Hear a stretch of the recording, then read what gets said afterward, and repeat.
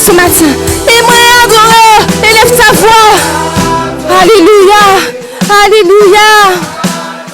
Oui, moi adorer Jésus, et moi adorer Jésus, et moi adorer.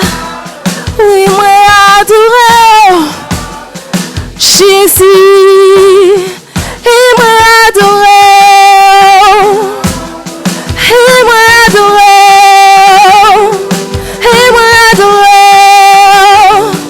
Jésus, moi adorer,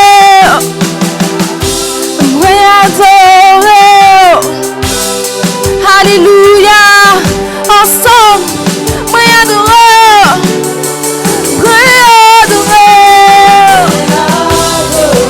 Jésus, Jésus, oh, moi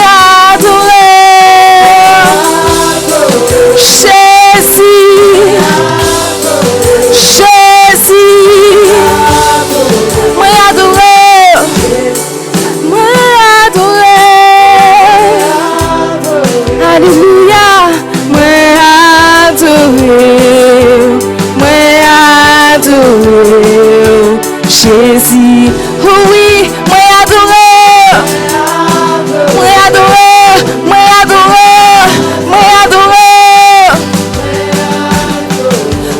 Alléluia, où c'est premier, dernier, Alpha et Oméga, Lion Judas. Où c'est premier? Alpha, Lion Judas, non pas d'autre, où c'est, Alpha, Lion Judas, pas d'autre, où c'est,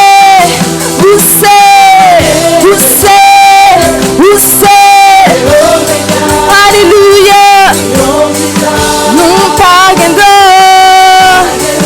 et moi adorer,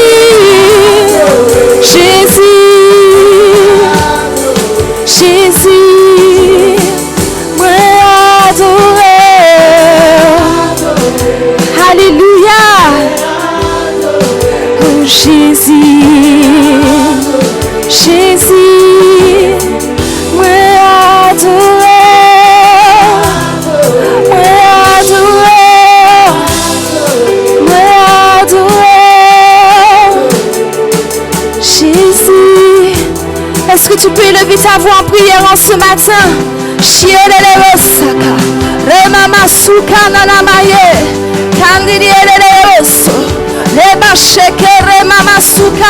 Sature ce lieu de ta prière en ce matin. Rimama chiende de rose. Keyerema shakanda la namaye. Resukata rabaye. Rebaba chiende de soko yololoche. Rema sukande rebo shaka. Teke rebo sheke yereso. Rimakata la maye. Alléluia. Alléluia. Alléluia Jésus. Chiende rebo soko rema suka. Kende yereche. Alléluia Seigneur. Et moi adorer. Moi adorer. Moi adorer. Moi adorer. Jésus.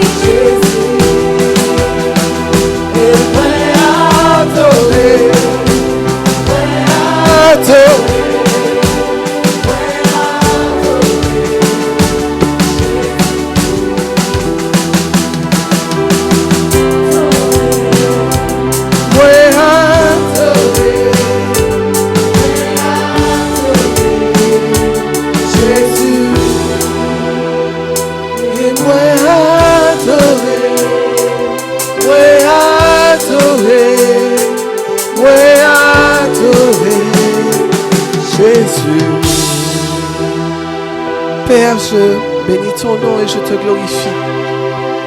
Seigneur, nous sommes en train de chanter, moi adorer. Seigneur, nous disons que le dimanche, nous venons te célébrer. C'est un culte d'adoration. Alors que nous soyons vraiment des vrais adorateurs qui t'adorent en esprit et en vérité. Je prie, Père, encore ce matin que ma bouche soit un canal qui puisse diffuser ta parole et qu'il y ait un changement dans les cœurs, qu'il y ait un changement dans les vies, qu'il y ait un changement dans les mentalités. Au nom puissant de Yeshua Mashiach. Amen, amen, amen. Bonjour frères et sœurs. Saluez-vous, souhaitez-vous la bienvenue. Au nom de Jésus, au nom puissant de Jésus. On a chanté, on peut s'asseoir, on a chanté et moi adoré. Tout le monde comprend le créole ici. C'est pas un autre créole. Je crois que presque tous ceux qui parlent le créole disent moi adoré. Je t'adore. Je t'adore. Mais Dieu dit que l'heure est venue. Jésus dit l'heure est venue et elle est déjà venue. Où les vrais adorateurs adoreront le Père en esprit et en vérité. Est-ce que nous adorons en esprit et en vérité? Je voulais te dire que si tu n'adores pas Dieu en vérité, tu es un faux adorateur.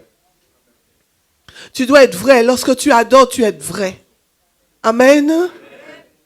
Et je voudrais briser en ce matin ici un esprit de mensonge. Au nom de Jésus, je n'ai pas dit que vous êtes des menteurs. Mais il y a un mensonge qui a été libéré en ce lieu. Je le brise au nom de Jésus. Je le brise au nom de Jésus. Je brise tout mensonge qui a été fait sur ta vie au nom de Jésus. Je brise tout mensonge qui a été fait en ce lieu au nom de Jésus. Qu'ici, qu'il y ait jeune ou vieux, moins jeune ou plus jeune, au nom de Jésus, qu'il y ait un esprit de vérité en ce lieu. Au nom de Jésus, parce que nous servons un Dieu de vérité. Amen. Alléluia. Donc, comme vous le savez, nous sommes en plein séminaire. Amen. J'aimerais que, dans les temps à venir, qu'au Lamentin,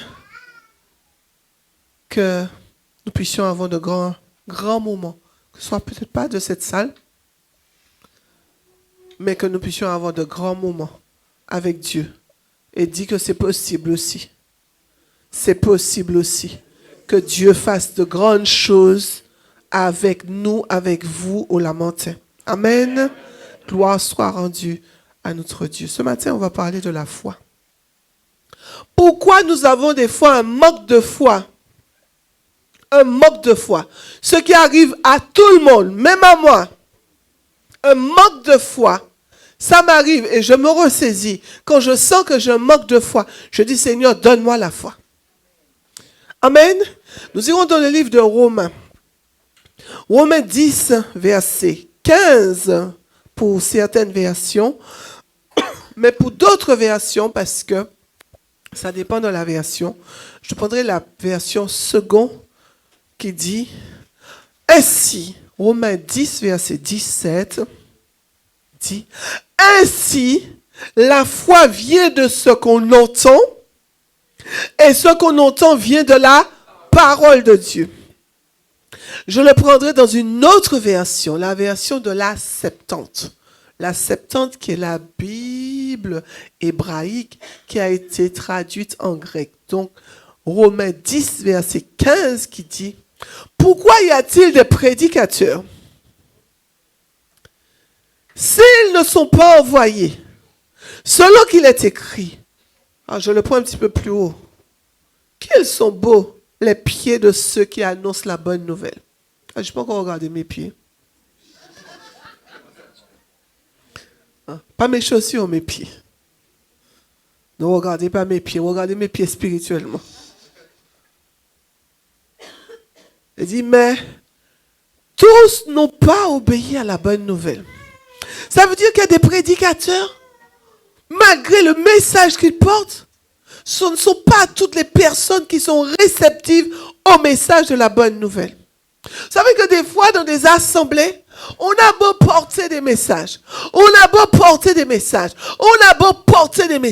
mais la vie de certaines personnes ne change pas. Est-ce que je parle à quelqu'un ce matin? Il y a des vies qui ne changent pas. Ça veut dire qu'il y a des mentalités bloquées. Je viens à l'église par religiosité. Je viens à l'église par principe. Parce que je sais que lorsque j'ai pris mon baptême, il faut que j'aille à l'église. Il y en a de ceux qui ne vont pas à l'église. Ils restent chez eux. Je dis, moi, c'est bon, je suis chrétien. Comme il y a certaines personnes, oui, ils font partie de l'église universelle. Oh, moi, je suis chrétien. J'ai donné ma vie à Jésus. Je suis dans l'église universelle. Parce que Dieu ne regarde pas à aller à l'assemblée. Le jour que tu as un problème, que le pasteur de l'église universelle puisse intervenir pour toi. Parce que des fois, tu as besoin de quelqu'un pour prier pour toi.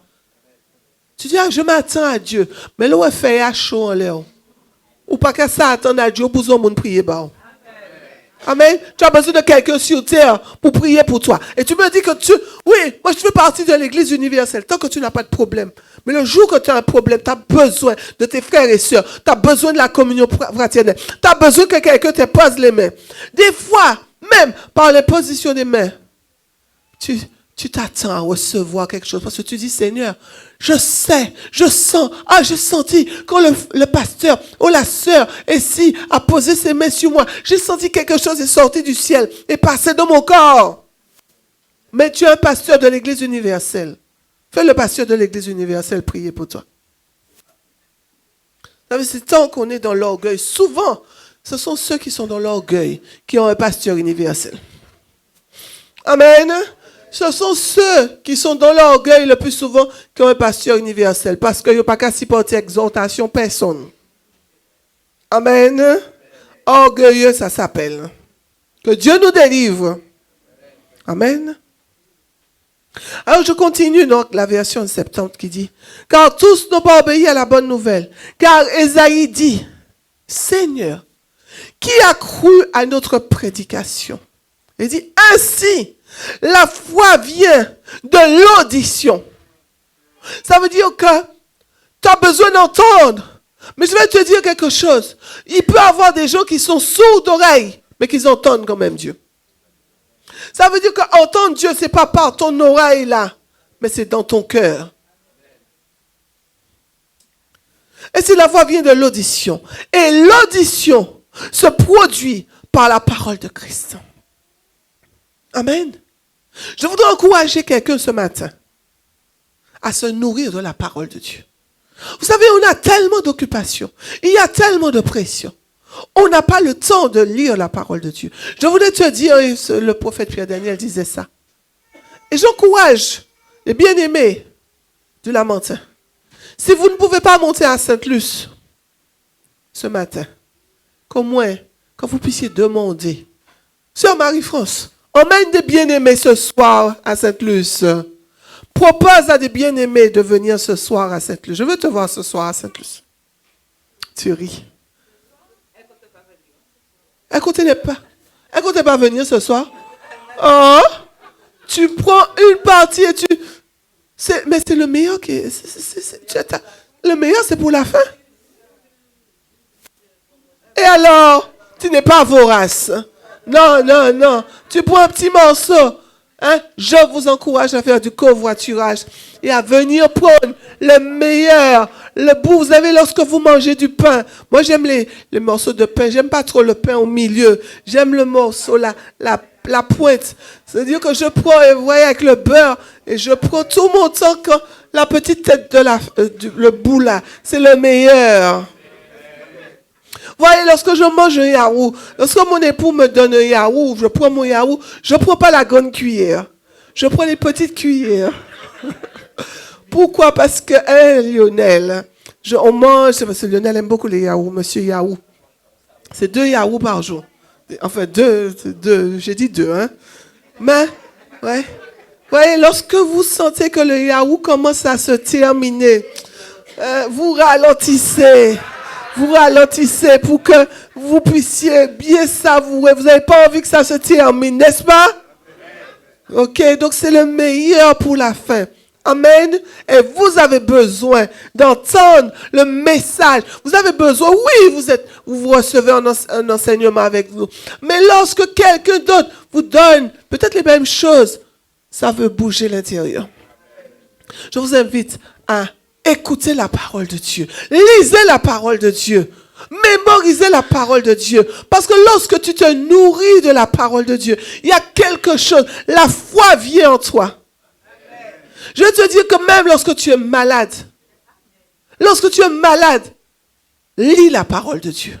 Il y a un homme de Dieu qui était malade. Il était handicapé. Il était malade. Il se nourrissait. Il lisait la parole parce qu'il n'avait pas le choix. Il passait son temps couché. Il n'avait pas le choix. Qu'est-ce qu'il faisait? Il lisait la parole. Il lisait la parole. Il lisait la parole. Il louait Dieu. Il louait Dieu. Il priait Dieu. Et la guérison est venue. Parce que plus tu passes du temps avec Dieu, plus tu te fortifies. Vous n'avez jamais vu que des fois vous êtes abattu. Vous êtes abattu. Moi, je vais vous dire quelque chose. Quand je ne me sens pas bien, je loue Dieu. Je prie en langue. Je loue Dieu. Je prie en langue. Je pars. Je vais dans ma chambre. Je me mets à genoux. Même si c'est 5 minutes. Je ne vais pas forcément prier. Vous savez, lorsqu'on ne se sent pas bien, Dieu ne vous demande pas de faire 1 heure d'intercession. Hein? Lorsque tu n'es pas bien, ce n'est pas le moment d'intercéder. Parce que lorsque tu intercèdes, c'est que tu te mets entre le diable et Dieu. Tu vas devant le diable. Tu dis au diable, je t'interdis de faire ça. Mais lorsque tu n'es pas bien, tu ne peux pas intercéder. C'est le moment d'aller lâcher toutes tes larmes devant Dieu, de soupirer, même d'être en silence. Seigneur, touche-moi, transforme-moi. Fais-moi voir ta gloire. Même si c'est avec larmes. J'ai plusieurs expériences de ce genre. Où je ne me sentais pas bien. Dieu m'a exaucé, frères et sœurs, au travers de mes larmes. Parce que je ne pouvais rien faire. Mais je ne faisais que pleurer devant Dieu. Seigneur, tu vois, Seigneur, ma souffrance. Seigneur, vois ma souffrance. Vois comment il s'acharne contre moi. Vois, c'était ma formation. Mais j'avais besoin de pleurer devant Dieu. Et Dieu m'a exaucé. Dieu m'a toujours exaucé devant mes ennemis. Toujours exaucé. C'est pour cela, lorsqu'on vous fait du tort, si vous savez que vous avez raison, ne vous agitez pas. Allez devant Dieu, même avec larmes, et dites au Seigneur, Seigneur, vois ma souffrance, vois la persécution, vois ce qui se passe. Seigneur, pas péter tête libre, hein, mais, Seigneur, agis. Tu sais comment faire. Je me rappelle, j'avais une entreprise. J'avais une entreprise et je louais. Je louais en quelque part de bien précis. Je ne vais pas donner plus de détails. Je louais un endroit bien précis. Et là où je louais, normalement, il ne devait pas avoir la même entreprise. C'est comme si que le propriétaire là, nous sommes en bas, et il vient, même si ce n'est pas un problème. Et puis il loue à l'étage pour une autre assemblée. Et lui, il est là pour son argent.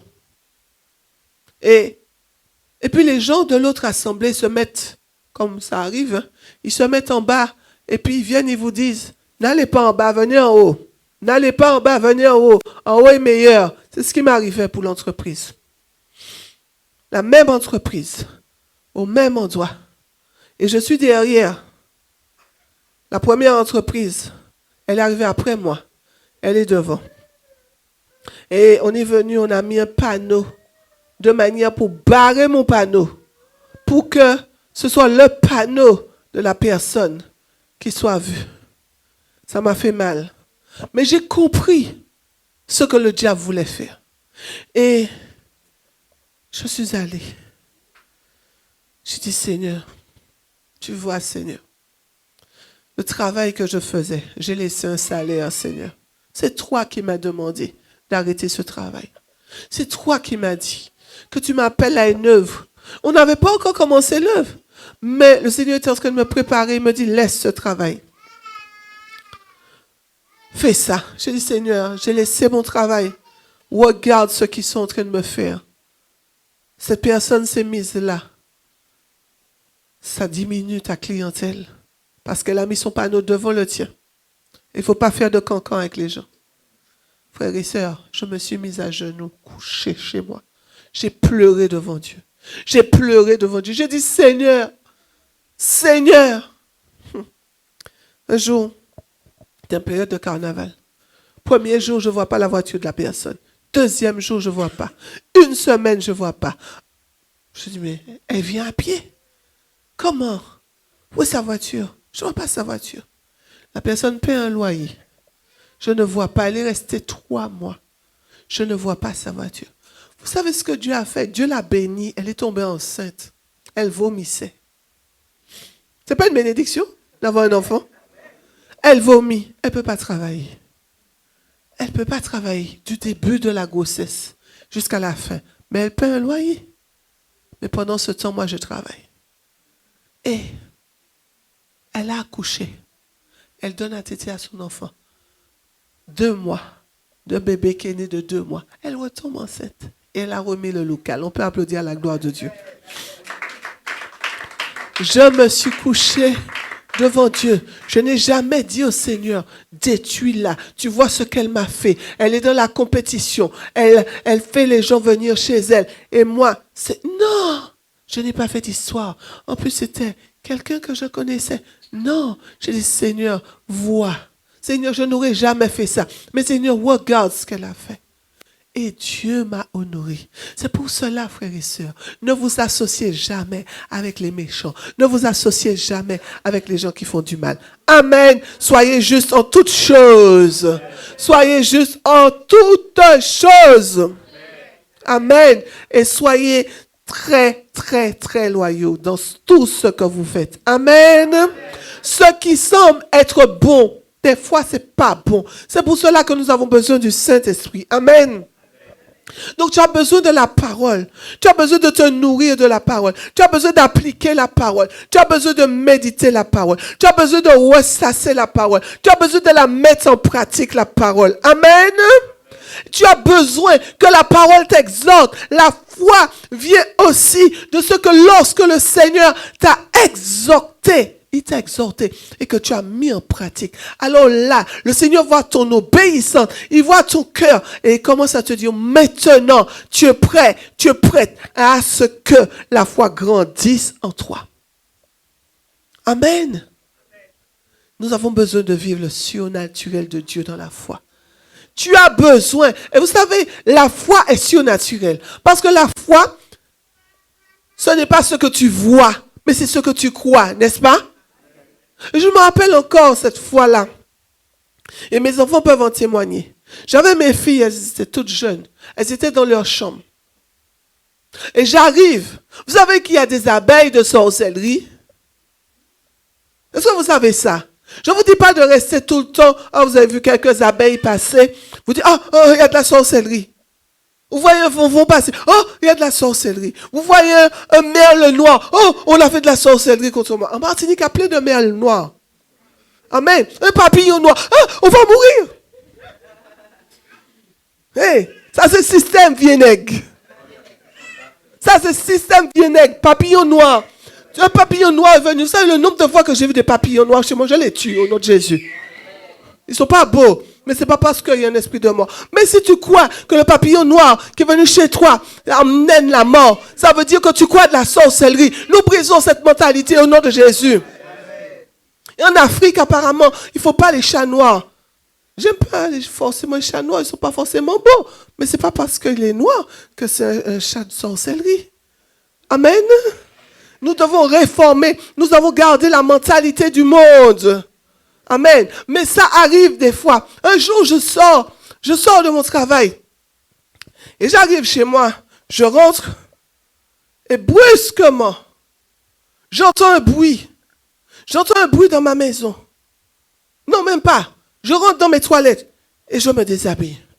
Et quand j'ouvre la porte, je sors de mes toilettes, j'entre dans ma chambre. Alors que je suis entré dans la chambre, je n'ai rien vu. Je n'ai rien vu. Mais quand je sors de mes toilettes, ma chambre est remplie d'abeilles. Qu'est-ce que je fais? La première chose que j'ai pensé à mes enfants. Mes filles qui étaient dans la chambre en train de dormir. Il fallait aller les protéger.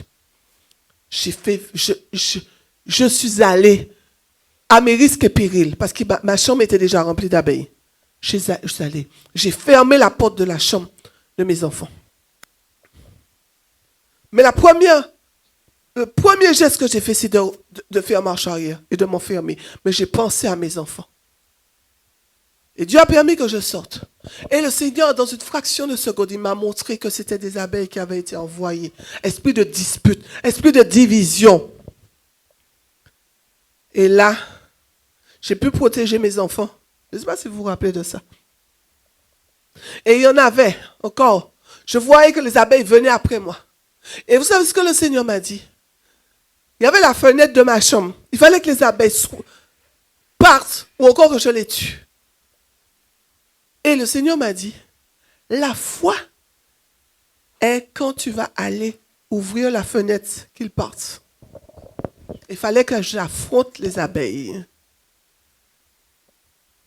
Et ce sont des abeilles. Et là, j'ai affronté les abeilles. Je me rappelle, il y a une abeille qui retournait sur moi. Je lui ai dit, souvenir les mains, ma cacho.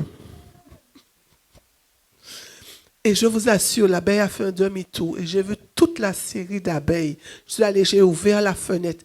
Et j'ai vu toute la série d'abeilles. Toutes les abeilles ont commencé à partir par la fenêtre. Le Seigneur m'a dit, la foi, c'est que tu affrontes les abeilles, que tu ailles ouvrir la fenêtre et que tu prennes autorité sur eux et que tu sur elles et que tu leur dises au nom de Jésus de dégager de ta maison. Et aucune abeille n'a piqué mes enfants. Il y a des abeilles qui sont envoyées par le monde des ténèbres. Il y a des mouches aussi qui sont envoyées par le monde des ténèbres. Lorsque vous voyez dans votre maison, il y a des mouches qui sont là. Vous n'avez pas mis d'insecticide. Et vous voyez que les mouches ont du mal à voler. Sorcellerie, esprit de Belzébuth. Surtout le vendredi. Qu'il y a des rassemblements de sorciers le vendredi. Que vous apprenez des choses? Des rassemblements de sorciers et de sorcières le vendredi. Le chiffre 6. Sachez qu'effectivement, le samedi, c'est le 7e jour. Parce que les sorciers travaillent le 6e jour. Le chiffre 6, c'est le chiffre de l'homme. Qu'un homme, qu'une femme servent Dieu en esprit et en vérité. Et nous lions les esprits de sorcellerie qui empêchent à la Martinique d'avancer au nom de Jésus. Je ne sais pas pourquoi je dis ça, mais Dieu sait pourquoi. Amen. Amen. Alléluia. Et Dieu dit à quelqu'un ce matin qu'il honore seulement la foi des justes. Est-ce que tu as compris? Il y a la foi dans le mal, il y a la foi dans le bien. Mais la foi dans le bien, c'est pour les justes. Et si tu es juste, alors la foi, c'est pour toi. J'ai pas entendu ton amen. Frère Minos, j'ai pas entendu ton amen. J'ai pas entendu ton amen, frère Minos. Est-ce que, frère Minos, tu peux te mettre debout et dire que j'ai la foi? Au nom de Jésus, on peut applaudir à la gloire de Dieu. Alléluia. Vous savez, il y a un homme. Il y a un homme à la personne d'Abraham. Pourquoi il est le père de la foi? Et quand je suis arrivé ici, le Seigneur me dit, note le nombre de versets. Je ne sais pas si j'aurai le temps de lire. Genèse 12, verset 1er. Vous savez, pourquoi nous n'avons pas la foi? Vous savez pourquoi nous n'avons pas la foi? Parce que nous avons un problème avec nos oreilles spirituelles. Sache que tes oreilles spirituelles ne sont pas posées sur ta tête. Tes oreilles spirituelles sont posées à l'intérieur de toi. Et nous avons un problème. C'est que nous n'avons jamais entendu Dieu. Si Dieu nous parle pour nous reprendre, on peut mourir. Il est avantageux pour nous d'entendre Dieu hors de l'exhortation.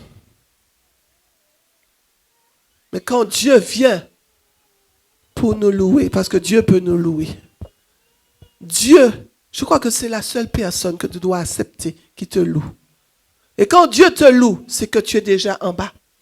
Tu es dans l'humilité totale. Parce que Dieu ne va jamais louer un orgueilleux. Si Dieu loue un orgueilleux, il deviendra plus orgueilleux. Si Dieu loue un orgueilleux, mais Dieu loue seulement les humbles. Amen. Dieu loue seulement les personnes qui lapent, comme le chien.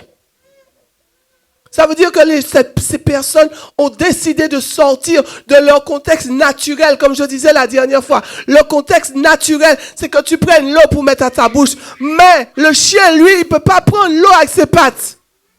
Toi, tu as des mains pour prendre l'eau. Mais le chien, lui, il a sa langue pour prendre l'eau. Ça veut dire que Dieu veut que tu descendes plus bas qu'un animal. Afin qu'il t'élève, afin qu'il te loue. Même si tu n'es pas un animal.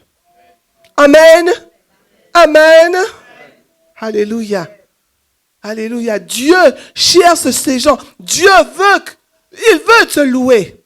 Il veut te louer. Ça veut dire qu'il veut t'acclamer. Il veut t'acclamer pour tout ce que tu fais de bien. Amen. Abraham a été un homme qui a eu la foi. Pourquoi? Parce qu'il a entendu Dieu. Il a entendu Dieu. Et notre problème aujourd'hui, c'est que notre audition spirituelle est fermée. On entend la voix de Babylone, on entend la voix du monde, on entend la voix du diable, on entend la voix de notre chair, parce que notre chair nous donne à faire beaucoup de choses. N'est-ce pas que notre caractère est conduit par notre chair? Lorsque tu as dit, mais quand il fait encore un pays, c'est où qui décide de faire encore un pays? Et au café encore un, hein? Amen. Mais quand montrer qui m'a moyen. Oh là, ça commence déjà à bouillonner. Là, tu prépares pendant la nuit.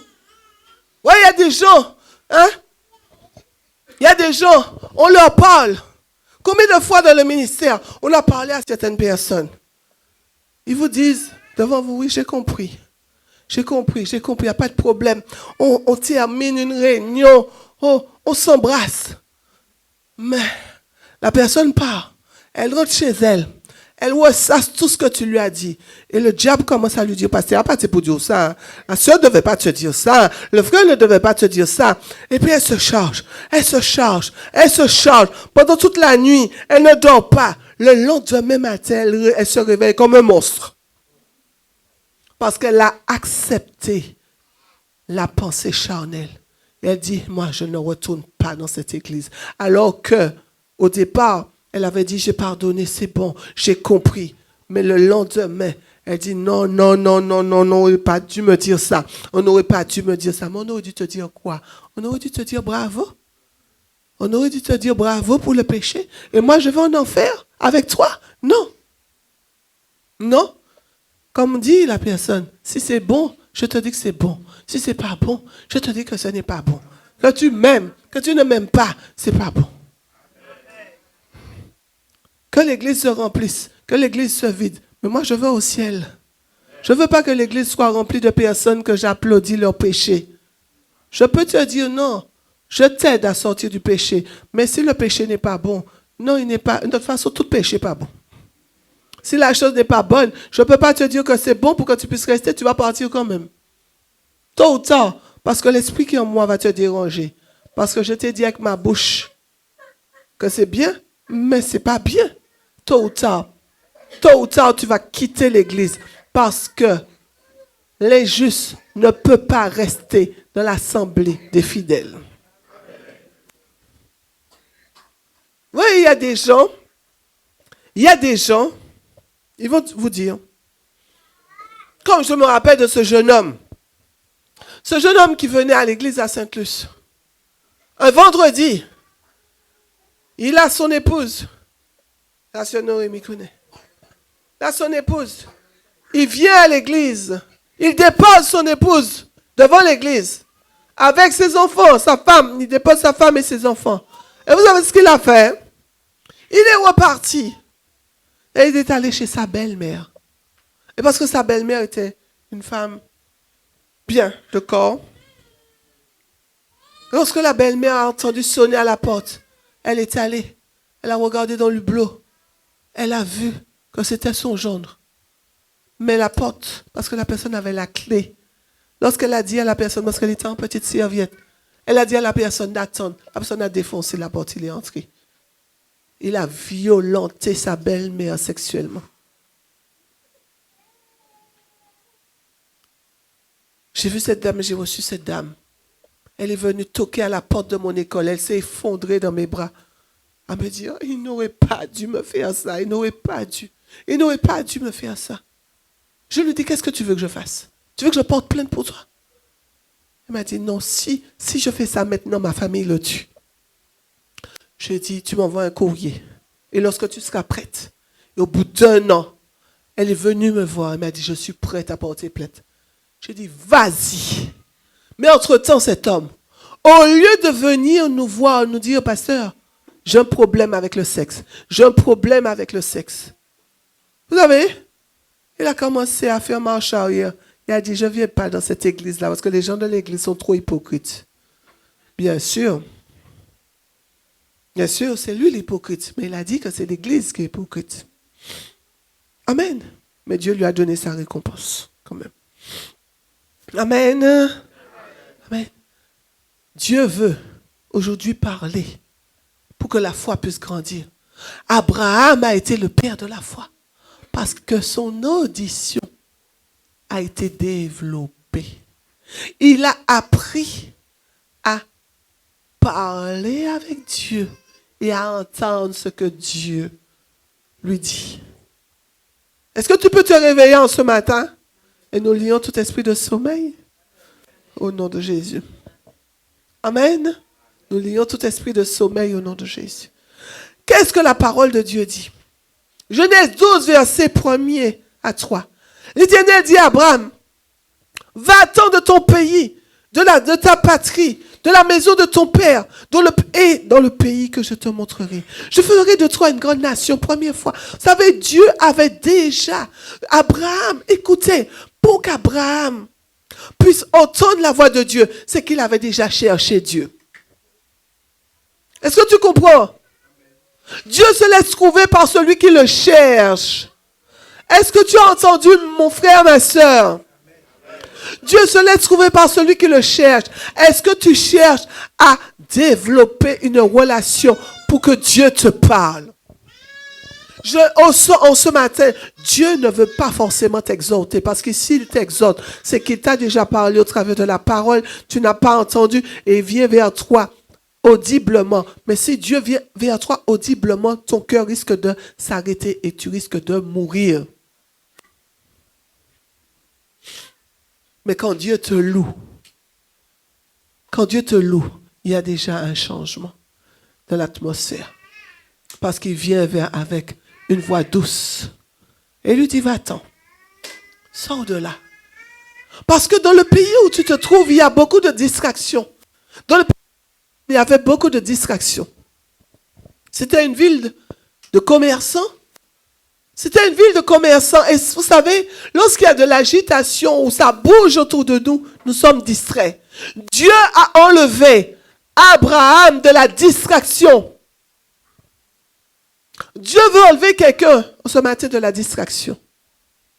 Pour que tu puisses apprendre à être seul des fois avec Dieu. Et que tu entendes la voix de Dieu. Des fois, nous n'aimons pas rester seuls. Nous aimons parler avec les gens. Mais à des moments, Dieu veut que tu sois seul et que tu parles avec lui.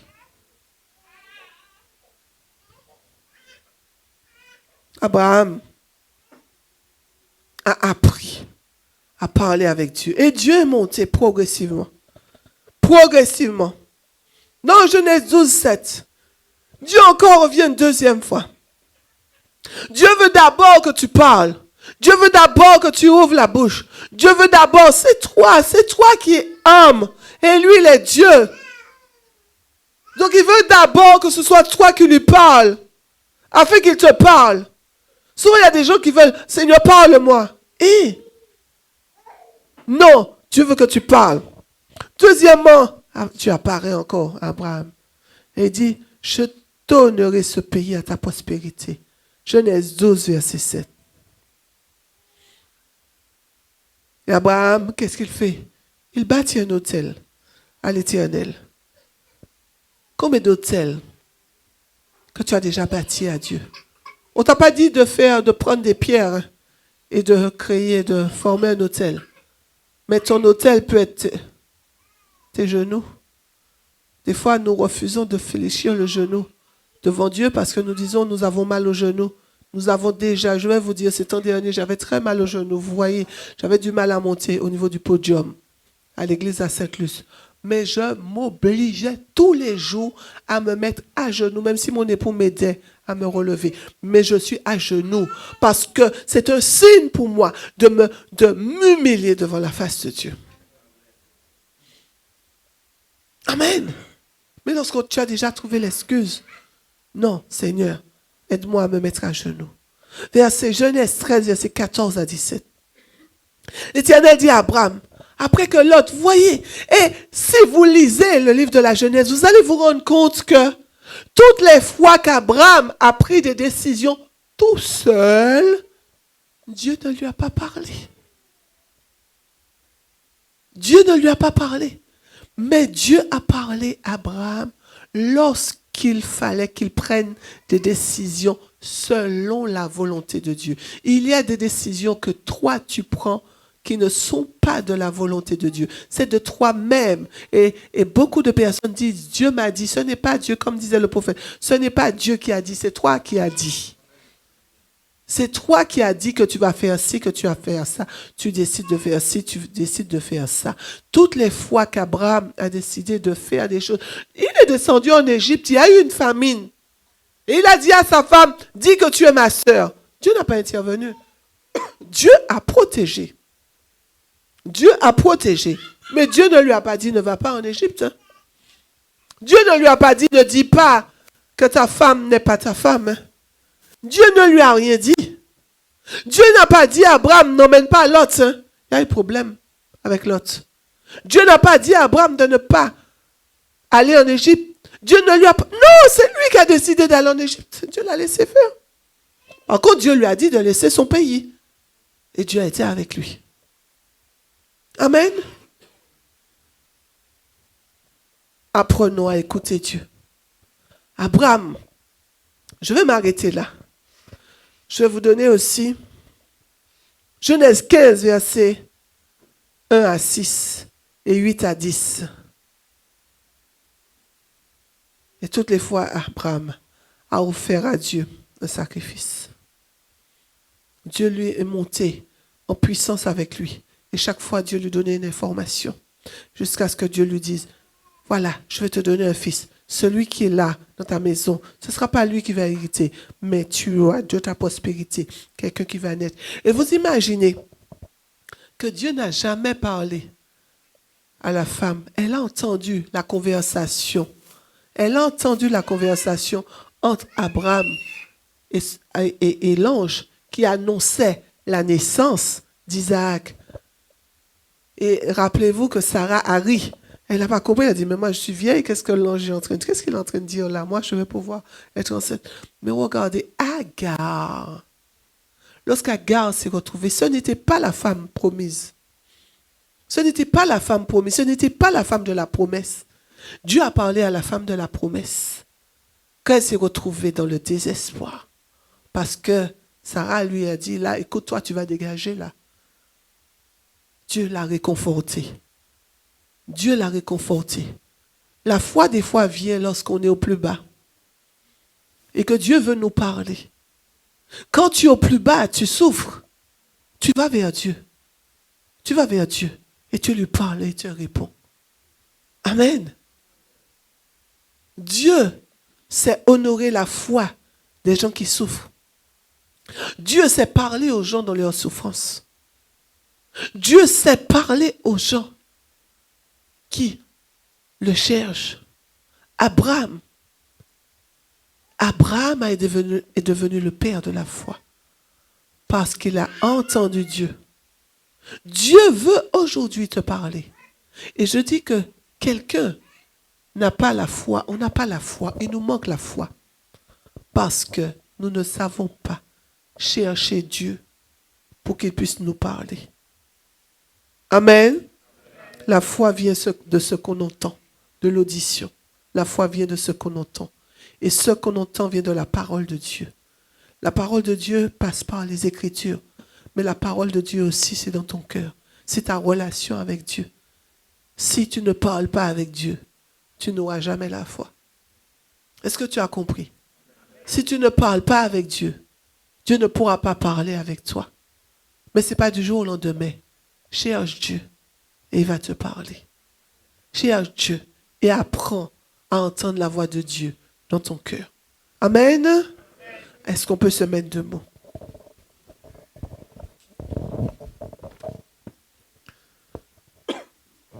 Alléluia.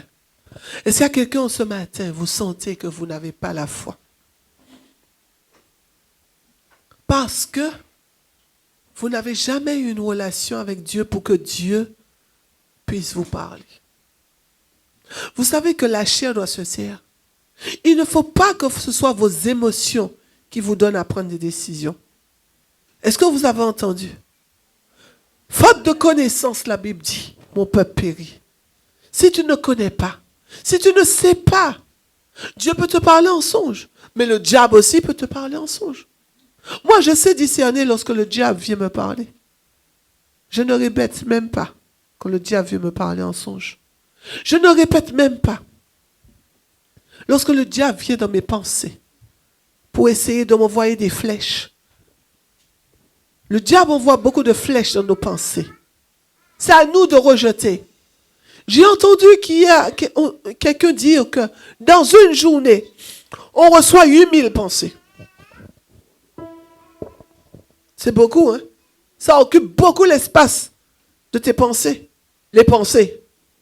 Et le diable, je crois qu'il envoie peut-être au moins 70 000. Pourquoi 70 000, 7 000. Amen. Que Dieu puisse développer notre audition spirituelle. Que nous puissions comprendre pourquoi nous avons un manque de foi. Abraham a été le père de la foi parce qu'il a su chercher Dieu et développer une relation avec Dieu afin que Dieu puisse lui parler. Quelqu'un qui entend la voix de Dieu ne peut pas avoir la foi. J'ai dit que quelqu'un qui a une relation avec Dieu ne peut pas ne pas avoir la foi. Mais tu veux peut-être entendre Dieu à ta manière. Que tu entends Dieu à la manière de Dieu. Au nom de Jésus. Je prie, Seigneur mon Dieu, que dans cette église, que tes bien-aimés puissent apprendre à entendre ta voix, à parler avec toi, à développer une relation avec toi, à lire ta parole, à écouter ta parole, à obéir à ta parole, à manger ta parole, à méditer ta parole. Au nom de Jésus. Au nom de Jésus. Au nom de Jésus. Combien de personnes ici qui travaillent? Oh, mais les bien-aimés là, combien de personnes? Mon frère Minos, combien? Tu travailles toujours, mon frère, tu travailles. Toutes les autres personnes qui ne travaillent pas, si vous ne travaillez pas, et si vous travaillez à mi-temps, mais si vous ne travaillez pas, vous savez, je me rappelle que ma belle-mère était catholique. Et c'est pour ça que moi je sais que ma belle-mère est sauvée. Selon la mesure qu'elle avait, elle passait son temps dans son livre de prière. Tous les jours, elle était dans son livre de prière. Vous savez pourquoi le catholicisme résiste autant? Parce que les gens font des neuvaines. Parce que les gens sont là tout le temps. Les mamies, elles passent leur temps à faire du chapelet. Hein, les petites graines, à tourner les petites graines. À faire le Je vous salue Marie. L'esprit marial résiste. Parce que les mamies catholiques passent leur temps à prier Marie. Mais les mamies évangéliques,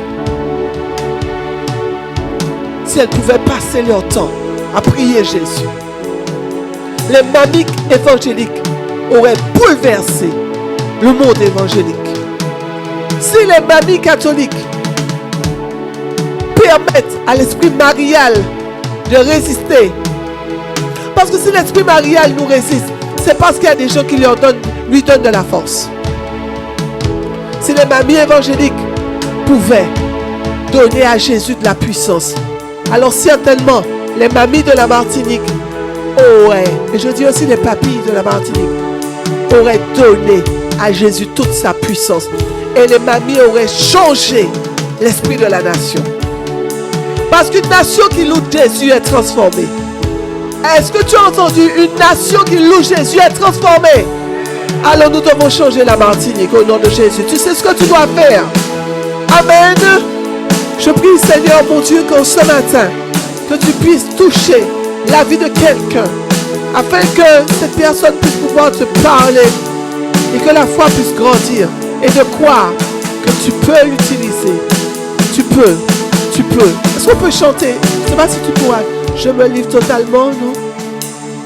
Ou aie foi en Dieu. Aie foi en Dieu. Aie foi en Dieu.